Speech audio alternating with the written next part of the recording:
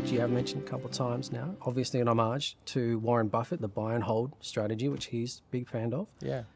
Talking more now about trades, short-term investing, which is also something you're getting into. Can you explain a little bit there? Yeah, absolutely. And so I'm not misunderstood. I don't believe in buying things and trading sporadically. And my book, I suppose, more than anything gets into buying something where actually manufacturing growth. You're taking a sponge and you're wringing it out a little bit more to get as much as you can. In actual fact, the best time that I think to find something like that, which is the untechnical term is renovate, buy something, renovate and spin it out, is actually when you're in a sideways market, not an upwards moving market, because not a lot needs to be done in an upwards moving market.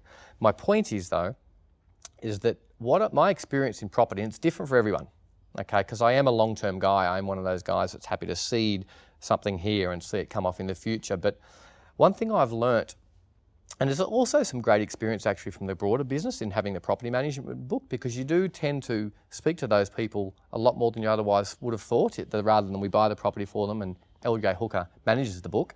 You get their experiences, 2, 3, 4 years down the track, 7, 8, 9, 10 years down the track. And my point is, it's inevitable, Adam. It's inevitable. They plant that seed.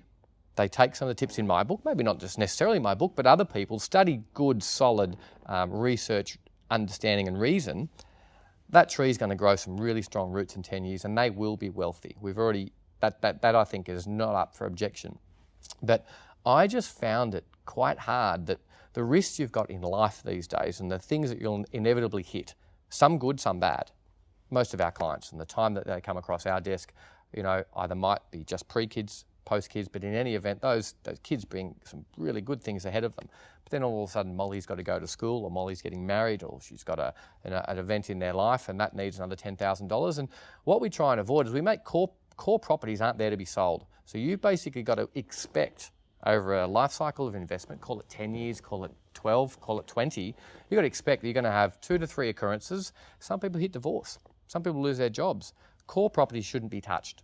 And you've got to basically plant some bulletproof, I suppose, robust ways of ensuring that doesn't occur. So what the trade does, Adam, the trade plants little seeds 3 years along the way and 4 years along the way and 6 and 7 years along the way that reward you.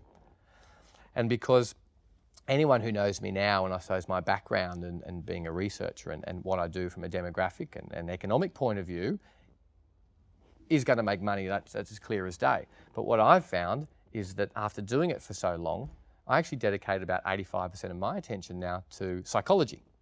Okay, so because I've got to be that guy that invests in the GFC. I've got to be the guy. Everyone sees the knife coming. We all know you buy at the high and sell it. You buy at the low and you sell at the high. Yeah. Everyone knows that. But why don't they do it? It's funny. They see the knife coming, everyone's talking about it, and all of a sudden, it's the new Great Depression. I've got to be the guy that goes out there and catches that knife at that time. And you'd argue that's a mindset thing, that's to get yourself ready for that event. And one of the things that's occurred to me over time is I know that I'm going to be wealthy after 10 years and 20 years, and when those things, that tree I know is growing stronger and stronger and stronger roots that are there for me. But if I don't reward myself every 2 to 3 to 4 years with what I like to call sure bets, you can obviously have your own argument whether you think them sure bet or not. That's a separate argument. But the way I play it is I like to reward myself with those sure bets along the way to remind myself why I'm doing it. Okay, once I'm 3 to 4 years, so I'm not always looking 10 years ahead and 20 years ahead. At times I'm getting busy and a bit more active and studying the markets even closer because I might have been once removed from that market. I make an investment in Melbourne. Then I sort of see the winds have changed and I think Melbourne won't be right for selling over the next 18 months. Okay, and I start to advocate for, some agency advice. I start to, maybe look at my tenancy scenarios. I've got 9 months left, so I might want to renovate at that stage or put a coat of polish or maybe even look at that rent. Is it under rented? Maybe I can jack up the rents to a certain thing that's going to make it appeal to an investor at that time. So it's just following those patterns, I think. And anyone that wants to play the game without trading, they're absolutely welcome to. And I don't think they're going to be any less wealthy, except to say that the trade absolutely, for me, is my insurance policy that I get rewarded at year 3, year 4, year 6, year 7.